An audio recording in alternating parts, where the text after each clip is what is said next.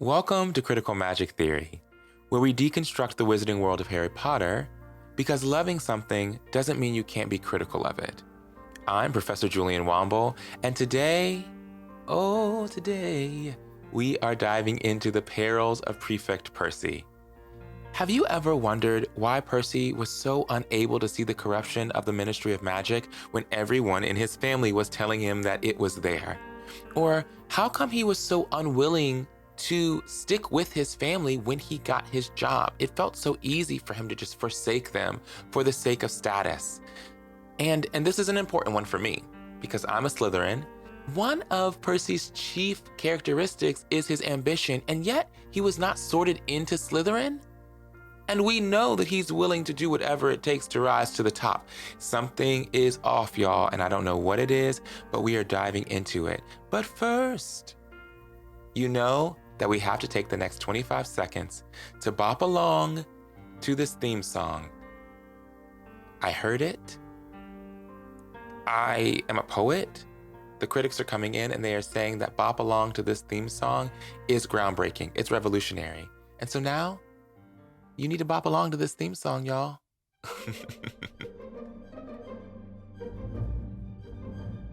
We need to talk about Harry Potter.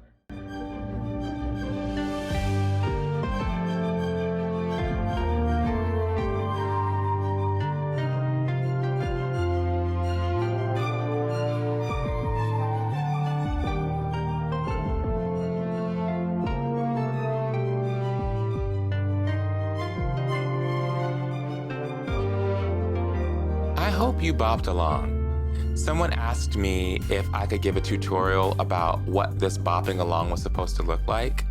And to that I say, there is a clip in the first episode of this podcast that is on YouTube where I am showing you exactly what kind of bopping along I'm talking about. I don't know that I could duplicate that. My therapist always tells me to live in the moment.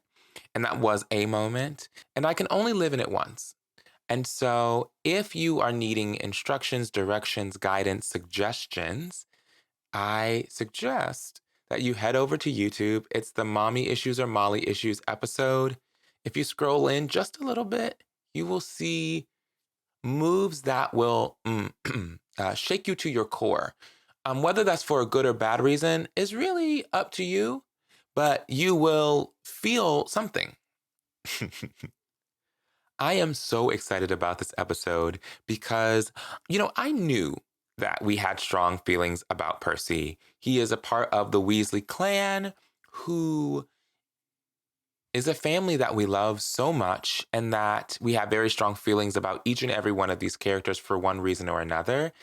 I did not, however, realize that those feelings were going to be Herculean in nature. The strength with which you all brought your support for Percy, your vitriol towards Percy, is aggressive. And it was amazing to read through your comments and to look at the data from the survey because unlike Molly and Arthur, who, there was mostly a bit of consensus about, there is some consensus about Percy, and spoiler alert, it's not great. And so I am so excited to dive in and really just try to understand who Percy is, because I think that there are a lot of things about Percy that we can connect with. I said in a TikTok that when I was younger, I really disliked Percy. I felt like he was an absolute disaster. But the older I've gotten, the more I've been able to find some level of empathy for him. And in reading through these comments and doing my own kind of thinking about it, I really found something that connects me to Percy. And I can't wait to share that with you because I think that it's something that will connect with some of you as well. As always, my goal here is to just invite us to think about some of our favorite characters differently. If you walk away from this episode and you feel more strongly about your disdain towards Percy, I love that for you. My goal is to maybe shift you in a different direction, perhaps. And maybe, who knows? It's happened that by the end of an episode, I feel more resolute in my feelings about a character. So maybe I'll walk away being like, and I never liked him. I don't think that's going to be the case, but feel free to feel what you feel. Part of critical thinking is a recognition that sometimes your mind isn't changed, but you've thought more about it and you have more to say. And so I hope that if nothing else, I give you more to say.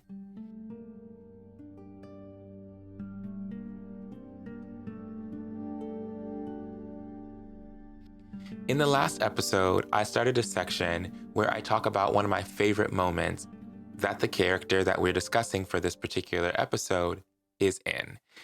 And it was tricky for Percy. I'm not going to hold you. It was not easy because I think there are a lot of moments where we see Percy kind of doing Percy things, bossing people around, running around, kind of being an adult and really just never really experiencing, or at least we very rarely get to see him as a student, as a child, as someone who gets to enjoy himself. But there is one moment that I have always really enjoyed, and it's in Prisoner of Azkaban when Gryffindor wins the Quidditch World Cup. And the text says that Percy is, quote, jumping up and down like a maniac, all dignity forgotten. This resonates with me when I think about Percy because, again, it is such a rarity that we get to see him as a kid who gets to enjoy things like his house winning Quidditch. And the idea that he was so overwhelmed with emotion that he just kind of abandoned all pretense and all kind of decorum for the sake of just being present in the moment and enjoying himself is something that we rarely get to see from him. In my deep dive into thinking about Percy and reading through your comments, one of the things that really stood out to me and that really resonates with me is that Percy really doesn't get to be a kid in a lot of ways. I think that part of his personality is this kind of habitual rule follower, and that there is this perception that when you're following rules, that means you can't have fun. And we see on the other end of that spectrum, Fred and George, who are seemingly always having fun, but have little regard for the rules. And Percy seems to be someone who is so often constrained in his behavior because of the belief that if you are a rule follower, you don't get to have fun. And I think we see this kind of continued on if we think about Hermione as well. She is someone who is often constrained by the rules and constrained by her perspective on what it means to be a good person, a good student, a good citizen. And she and Percy kind of share this. The difference is that Percy doesn't have a Harry and Ron, who are very much in the vein, though not quite as far to the pole as Fred and George. But we do see that Hermione kind of gets the invitation to step away from the rules and enjoy herself because she has friends like Ron and Harry. And so this moment where Gryffindor wins, I think that there is something so beautiful about him breaking the rules, y'all. I think that for someone like Percy, who is so often debilitated by his desire to follow the rules, to be willing to gamble a little bit, to be willing to lose himself in his celebration, that for me is really stunning because it's a surprising moment for Harry, who is kind of in the throes of celebration, to see someone who is so straight laced and kind of stiff collared, letting his hair down a little bit and really being a part of a community and being part of something as opposed to just kind of telling everyone what to do. And I love that. I absolutely love that. It's out of character for Percy, and maybe we don't see it often, but it's nice to know that that exists in him in a way that can come out in the right moments. And that also, I think, explains a bit of kind of his redemption arc, because I think it's easy to believe that he is someone who just kind of only cares about the rules and nothing else. But this moment and other moments later on kind of give us a hint of what kind of dwells inside of him and what can happen when he allows it to come out.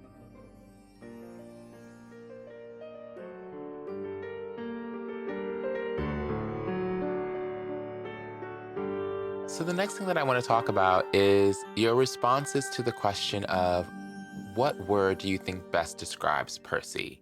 So, this will come as no surprise to any of you that the top word was ambitious. And when I think about this word, I think that a lot of what we tend to think about ambition, particularly in these books, is colored by the way that J.K. Rowling talks about ambition. So we know that ambition is something that is associated with Slytherins, which inherently, in the minds of people who are reading these books, who are kind of programmed to see Slytherin as bad and Gryffindor as good, it means that ambition is not a good characteristic to have.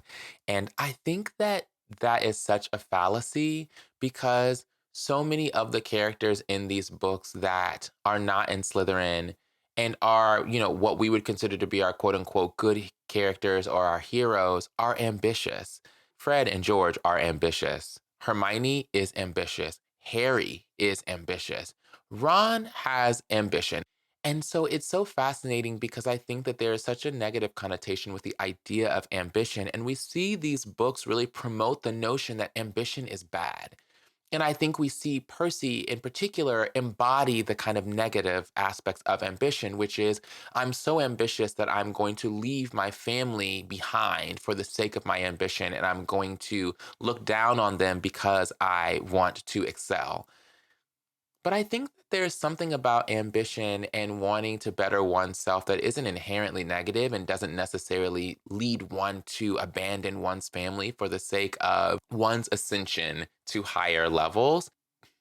I don't love that ambition is characterized this way because I think that it really does take away from the fact that, one, there are a lot of characters in these books who we love that are very ambitious, but also that there that having a desire to do better or better oneself does not mean that it has to come at the cost of the people and things that you care about.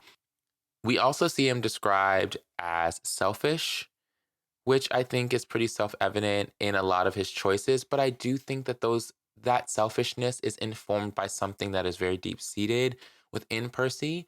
I think that it's important for us to think about where this kind of selfishness is coming from. I guess the question that we have to think about is when does choosing oneself become selfish?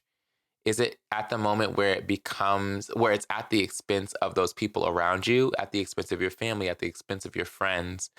Because I guess someone could make an argument that Percy's decision to kind of go no contact with his family comes from a place of choosing himself because he's kind of caught up in a world that he, as a child, had very little say in, and as an adult, has much more say in the way that he wants to live in this space and the way that he doesn't.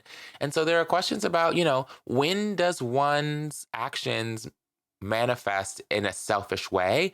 Or is he just choosing himself in ways that we don't necessarily resonate with or in ways that we don't like? And the final word is driven, which is a different word than ambitious, but it's the same thing, at least as far as I conceptualize it. I would love to hear from you if you disagree with the idea that to me, being driven and being ambitious are the same thing. But the connotation of the two, particularly in these books, looks different, right? Like I could imagine a world where people would say, Harry and Ron and Hermione and Fred and George are all driven, but they're not ambitious. And I just wonder what those distinctions are.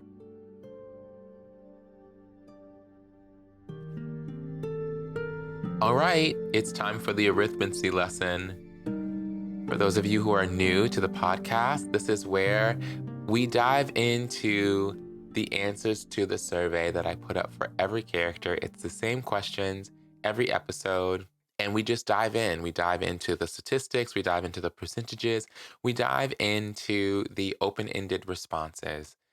The first question for Percy Weasley was, is Percy Weasley a good person?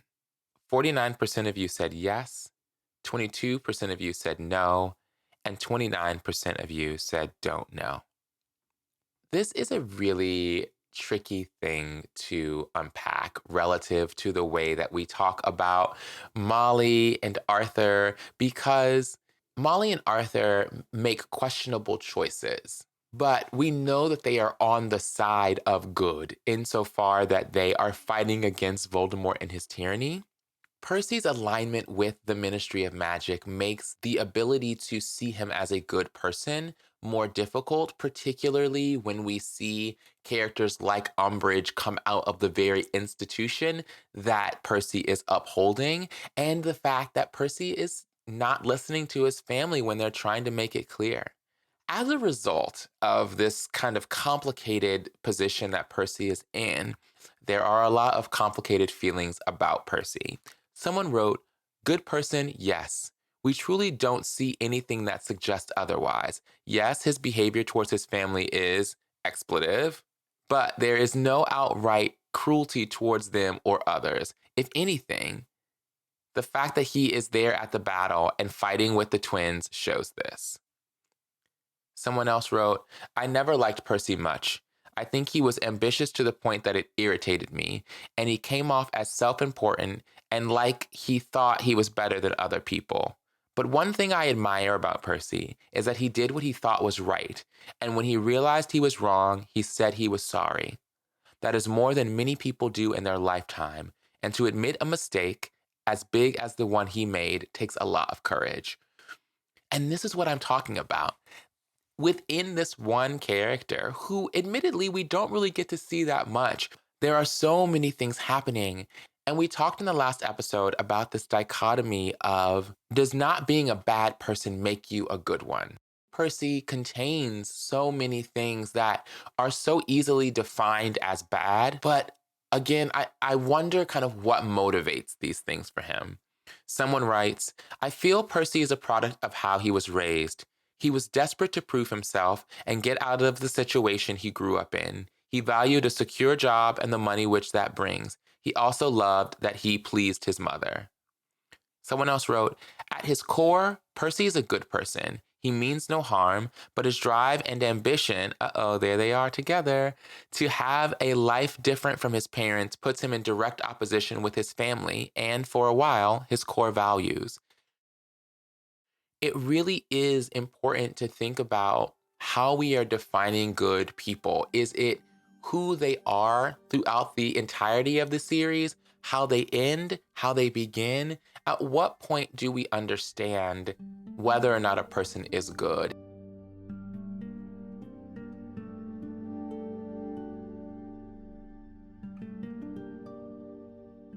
The next question is Percy Weasley a good son? Now, this is where we see the negativity enter the chat. So about 49% of you said no, 36% of you said yes, and 16% said don't know. Percy's relationship with his parents is one of the big sticking points for a lot of us, particularly his relationship with Arthur. I struggle with this because when we think about what Percy does, and 2 episodes ago, we talked about Molly and how she kind of really promotes this Hogwarts to Ministry pipeline. And Percy does that. He lives up to that. Someone wrote, "Is he a good son? With the Weasleys, I don't think that's even possible. Molly and Arthur don't seem to care about making their lives better. Percy wanting more immediately made him get looked down upon. Also, Bill and Charlie both left as soon as they could. What does that say about the Weasleys as a whole?" Someone else writes, "I think he gets a bad rap, but he literally did everything his mother wanted." This is an important concept, particularly when we contextualize where Percy sits in the family. Percy is doing whatever he can do to get the attention of Arthur and Molly because in the position in which he sits, he is someone who is easily forgotten about. And I think that there is something to be said about the fact that when you are the kind of straight-laced, rule-following child, it's easy to be forgotten about because your parents aren't yelling at you because you need to get a haircut or you have a dragon tooth earring or you are breaking the rules and blowing up toilets or running around with, one of the most famous wizards ever or getting possessed by Voldemort. Percy has none of that. He's the child who Molly and Arthur don't have to worry about. And to that end, I think it means that he's the one who kind of gets the least amount of attention. And we do see moments where he gets that attention from them. But I think that some of the tension that we see that informs the way that you all view him as a son comes from the idea that he's done a lot of what it is that his mom particularly wanted, but doesn't really get a lot of the accolades for it unless it's being leveraged against some of the other people. And again, I do recognize that he gets a new owl and that there is some acknowledgement, but when we juxtapose the way that he is treated and the acknowledgement that he gets relative to those kids who are kind of breaking the rules or going against the grain.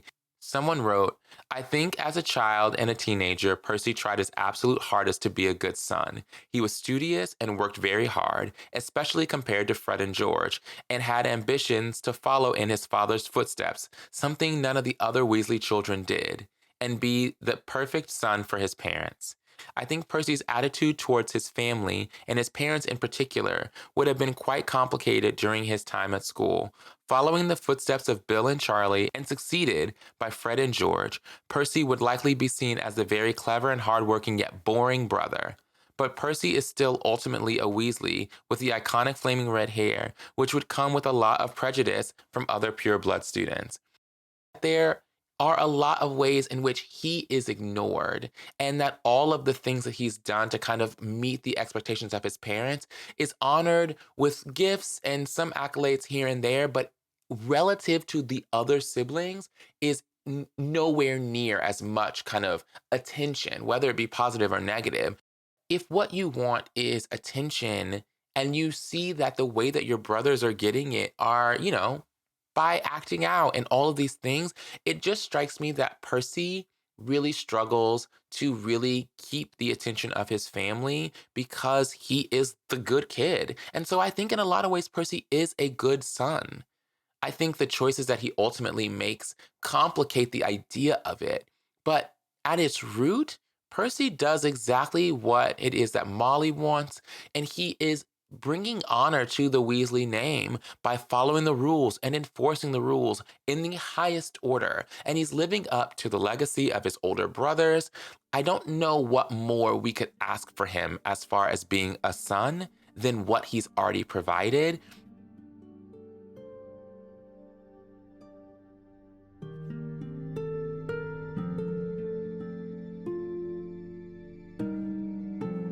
The next question is Percy Weasley a good brother?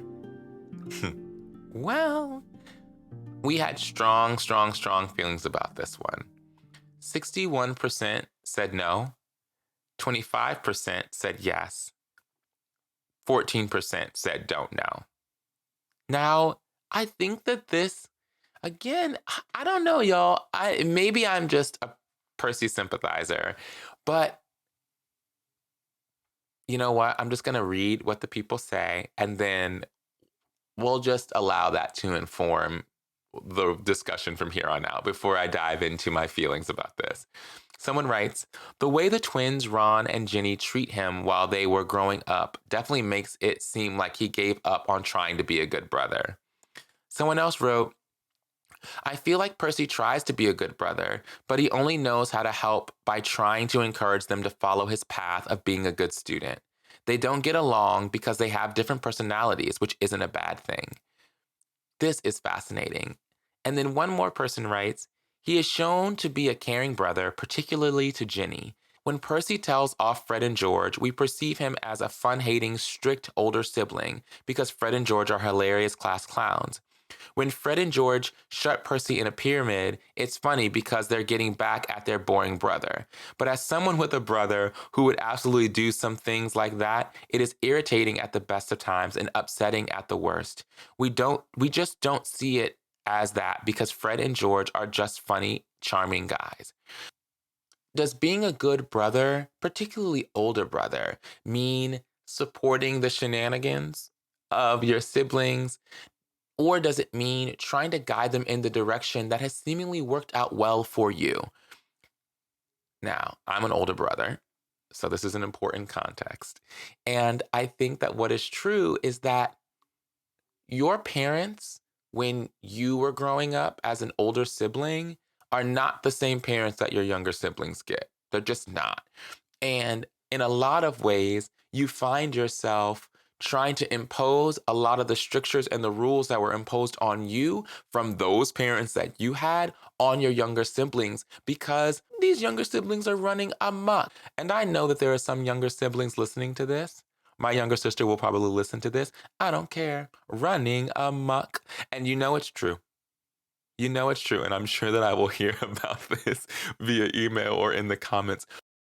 Percy is, as one of the comments said, trying to do the best he can to help them succeed. We see that one of the first moments where we meet Percy is he is helping Harry figure out how to navigate Hogwarts and how to pick classes. And I think that at the root of what Percy wants to do is that he wants his family to succeed. He wants them to come out of the spaces that they're in. He is, after all, very much like Molly in a lot of ways. And I think that he has just this desire to really kind of elevate his family. And the only way that he recognizes that as being true and valid and possible is by following the rules and going down a very specific path. And just like Molly, I think he's struggling with the fact that none of his siblings beneath him want to do it this way. And I think that that becomes even more frustrating the older he gets and the more successful he becomes, because I think that he's like, I'm doing it right. What are y'all doing? When we try to think of him as a good brother, I think he's being the best brother he knows how to be with the tools that he has. And it's frustrating to us because the characters that we love are the ones who he tends to castigate because they're not following the playbook. And so I wonder if some of this is our own bias in favor of Fred and George in ways that make it more difficult for us to see the validity in some of what Percy is offering.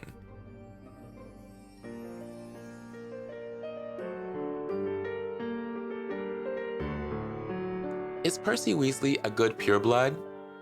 51% said yes, 19% said no, 30% said don't know.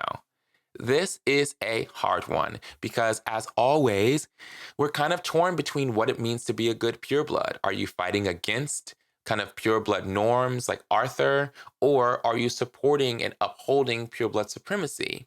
There's a conflation, I think, with the way that Percy kind of occupies the space as a pureblood, because we know that part of the reason why he wants to ascend is because he is missing the idea of, because he's missing some of the piece of the privilege pie. When you are one step away from being at the top of a social hierarchy, you know what you're missing.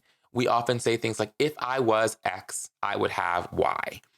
And I think that Percy embodies this more than anyone else in his family because he recognizes the position that they're in as purebloods. He knows where they should be sitting. He's constantly surrounded by the Malfoys. He's seeing all of the things that are happening for the Malfoys and other pureblood families.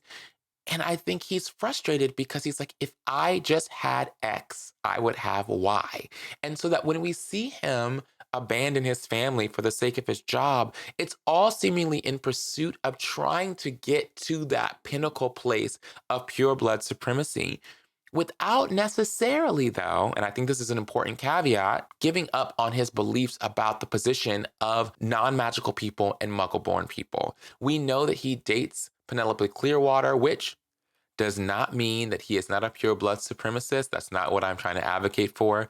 But it does show that he is not so willing to jettison all of his kind of ideological beliefs for the sake of rising through the ranks in society and at the ministry. And that should be pointed out. Someone wrote, he does seem like a good pureblood because he doesn't seem to question authority until the end. Someone else wrote, he tries too hard to fit in with other purebloods to make up for the stain of his family name. He ultimately decides to fight for the good side, but he has a redemption arc that isn't discussed about enough. And I think that these are important because it's true that we see him really align with pureblood people in ways that suggest that this is really, really important to him.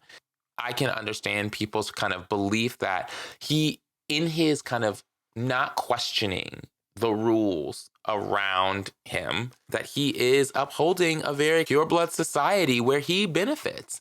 And that is true, right? Like he can't shake that privilege of him being a pureblood person. And in fact, it seems like he's chasing it. And by not questioning the authority and the powers that be, he is upholding it even higher because he's not pushing back against the strictures that would even confine his girlfriend. And so again, his dating Penelope does not absolve him from the potential that he is really reinforcing some really negative ideas about pureblood supremacy. Someone else writes, he tries to fit in with a class of purebloods his family's financial situation doesn't allow him to associate with. He has so many issues, but that's not an excuse for his lack of values.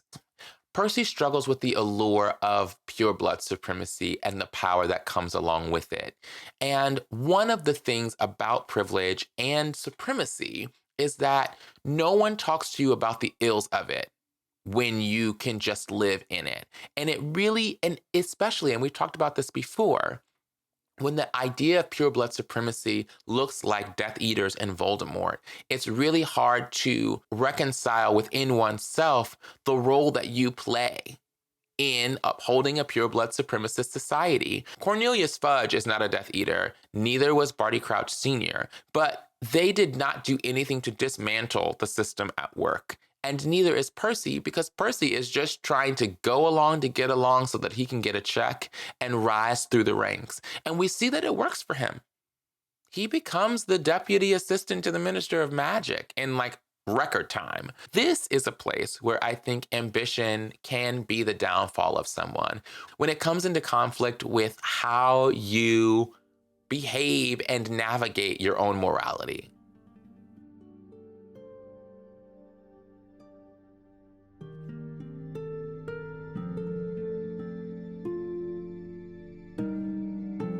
Is Percy Weasley a hero? Well, 66% said no, 19% said yes, and 15% said don't know. Someone wrote, Percy is a hero for seeing the error of his ways and joining the final fight against Voldemort, but he took a bloody long time to get there. Again, what is heroism? I won't say whether or not I think Percy is a hero, but I do think that it is a very courageous act to admit that you are wrong and to say that to the people who have not necessarily treated you all that well. And I think that this is important because Percy was not treated great by his siblings.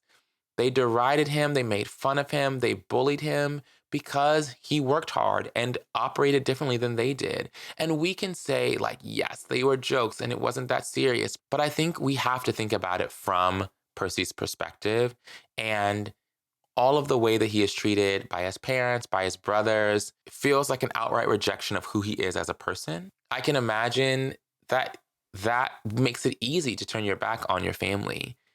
And so then to do the work and recognize that you have done something wrong, and then to go back to those very people who still, regardless of whether you are right or wrong, have made you feel insignificant and unimportant and erroneous in a lot of ways, and say, I'm sorry, I was wrong, I'm here now. That is brave to me. What does that make him a hero? That's up to you.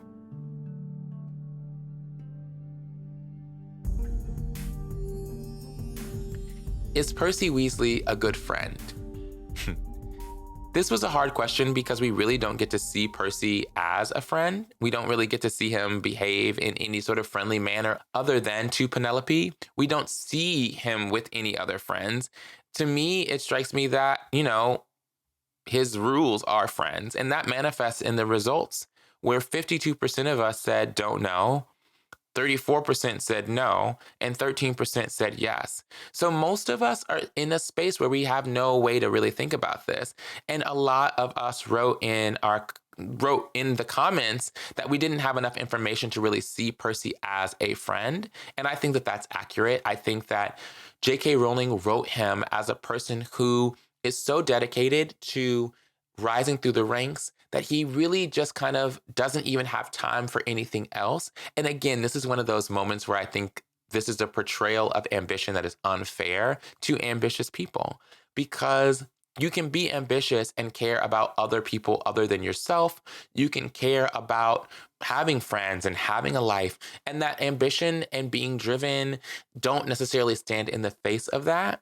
But I think that for Percy, because we really only get to see him through Harry's eyes, and we only really get to see him in the capacity as prefect, as head boy, as older brother, we don't get to see him as friend. We see him do friendly things, but even in those moments, it's mostly to his siblings. And so there's not much to say about this for Percy. And that makes me sad, because I think that if given the opportunity, Percy has the potential to probably be a great friend. It might be a bit difficult because he wants you to do it all his way, but I still think that there's the capacity to be someone who is a very caring and genuine person. When did I become such a Percy sympathizer? Well, well, well, what a turn of events.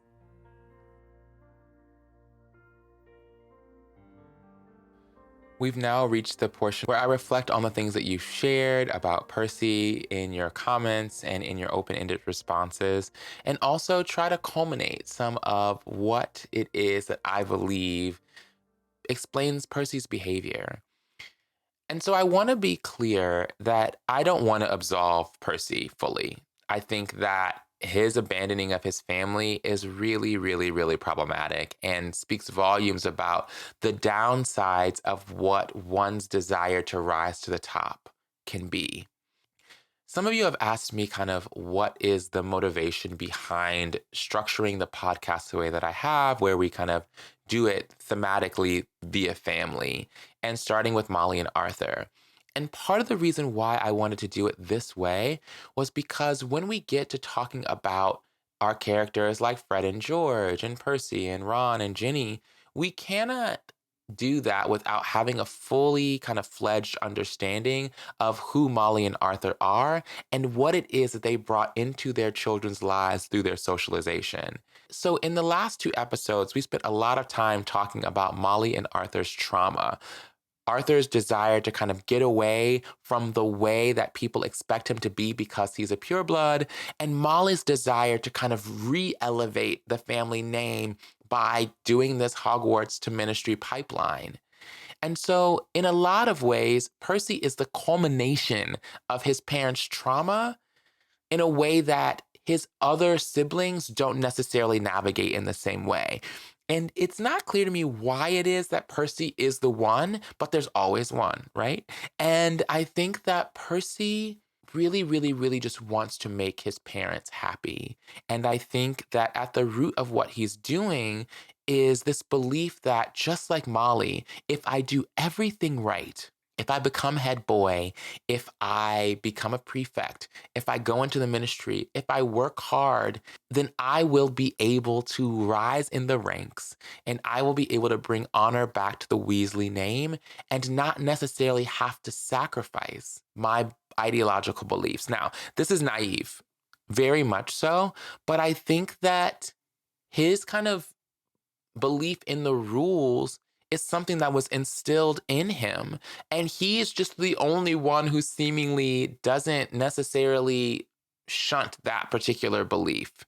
I think for Percy, he works so hard to not be forgotten because with 7 kids and you being the straight-laced one who your parents don't have to worry about because they know that you're going to do what you need to do in order to succeed. They know that you're going to be successful because you've gotten 12 OWLs, which is unheard of, and because you are a hard worker and you want this. So they're not going to invest as much time and energy. They'll congratulate you. They'll give you the adulation and the accolades that you want, but not necessarily the attention that they give to their other kids because you don't need it. You're perfect prefect Percy.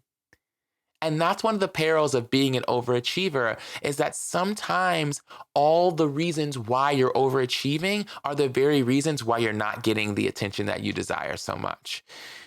And I think that he ultimately just wants Molly and Arthur to see him. And what he does notice is that by stepping out, this is just coming to me, stepping out of line, everyone gets attention. Fred and George, Ron. Ginny doesn't really step out of line. She just gets possessed. So that's different. What if Percy's desire to jettison his family is his kind of warped understanding of what it takes to actually get Molly and Arthur's attention? What if he thinks that this is his version of breaking the rules a la Fred and George because they always get attention from Molly and he has not been getting attention for following the rules, certainly not in the same capacity as they have? What if this is his kind of attempt at breaking the rules and he just goes too far because he really doesn't know how to do it very well and he doesn't understand the boundaries?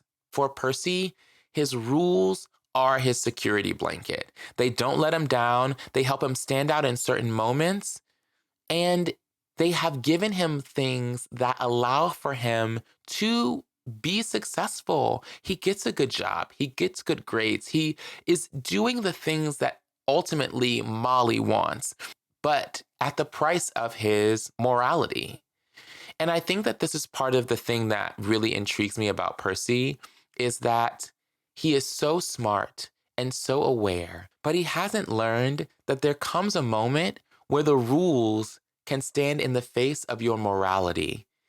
And so when you are so blindly loyal to the rules and to those who enforce them, that you have to make a choice about whether or not you are going to jettison what you believe for the sake of success or forego success and hold on to what you believe.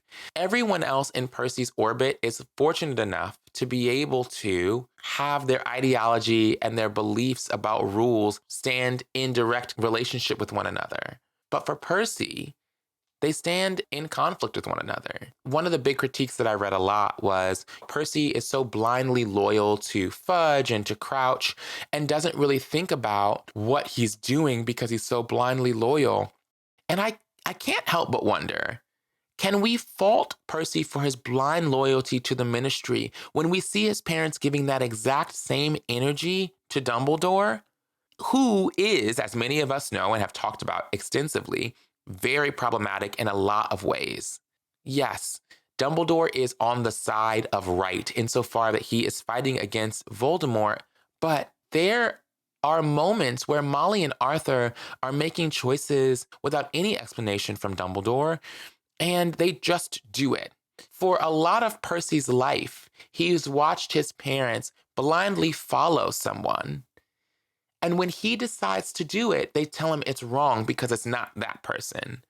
Now, we have all been children who have wanted to stand up to authority. It is ironic, of course, that Percy's desire to stand up to authority is also kind of working in tandem with the fact that he is aligning himself with authority figures who are problematic on a number of dimensions.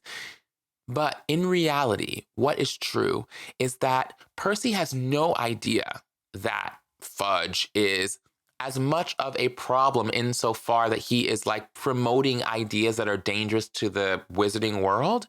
He has no idea that Barty Crouch Sr. broke his son out of Azkaban. Out of where? Out of Azkaban, swapped him with his wife, put him on the Imperius Curse, that he used a memory charm that pretty much destroyed Bertha Jorkins' mind and then sent her on her way. He doesn't know any of that.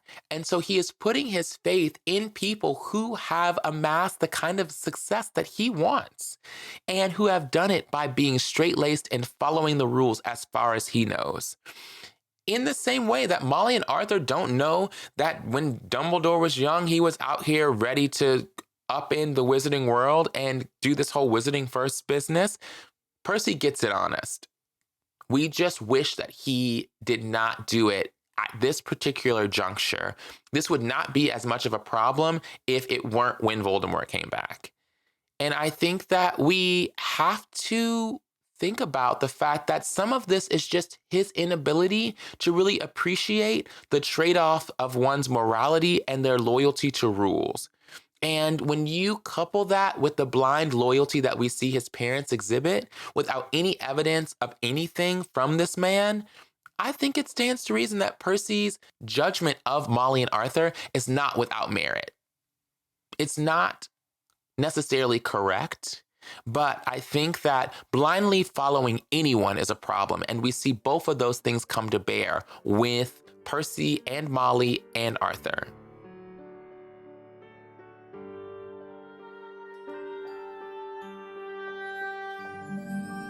Thank you so much for listening to this episode of Critical Magic Theory. As always, a special thanks to Mark Miller and Niles Luther for the amazing music. And I want to give a special shout out to Andrew Sims and everyone over at MuggleCast who were so supportive when I told them about the idea of this podcast. And particularly Andrew was so integral in helping me figure out how the heck to do this. And so I am so thankful and so grateful for their support.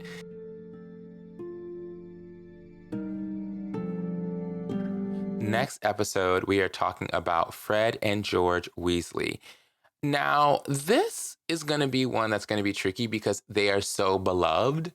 And so the Gemini in me is just like, what can I find about them that like I can be critical about? So we'll see. Probably nothing because I do, like many of us, love them. Although there are some things about them that I find a bit problematic, but we'll get into that next episode. And I can't wait because I think that this is going to be probably the strongest consensus that we have about any of these characters so far. And it's going to be so much fun. I had debated about whether or not to kind of break up the survey into, Fred and George and make it separate. But then I thought the way that they're presented to us in the books, they're treated as a unit. And so it would make more sense for us to analyze them and kind of discuss them as a unit as well. Feel free in the open-ended portion to talk about them separately if you feel so inclined. Speaking of the survey, the link is up in my link tree for those of you who follow me on social media. For those of you who do not, the link is in this episode's summary, so you should be able to click that and go directly to the survey. I am also working on a mailing list. So again, for those of you who follow me on social media, you will see a link to the mailing list, which you can click and just put your email in and it will populate a Google Sheet that I have. For those of you who do not follow me on social media, one, if you're on it, please follow me. But if you're not, please feel free to send me an email at criticalmagictheory@gmail.com with the subject line mailing list, and I will be sure to put you on so that we can all have the survey when they drop and we don't have to worry about waiting for FYPs or Explorer pages or whatever. Also, exciting news. An amazing someone who I won't name just yet, but know that she's going to get an incredibly large shout out, is helping me make a website for the podcast, which will help us kind of coalesce all of these things together into one place and make it easier for us to be together in community. I'm also working on a Patreon with some extra episodes and access to the slides that I use when I'm making the episode, and also access to the results from the surveys, as well as opportunities for Zoom lectures with me. It's all coming together. I'm going to make an extra question for us to think about, maybe not on this survey, but definitely the next one, that will help us kind of figure out what other things you might want. If you have any suggestions, please feel free again to email me at criticalmagictheory@gmail.com with your thoughts about what you would like to see in a Patreon so that I can put it in there if possible. I can't do everything, y'all. This has been another episode of Critical Magic Theory. I'm Professor Julian Wamble, and if you liked this episode, first off, thank you. Also, please feel free to go and rate, subscribe, like, follow, all the things that one does when pods are cast.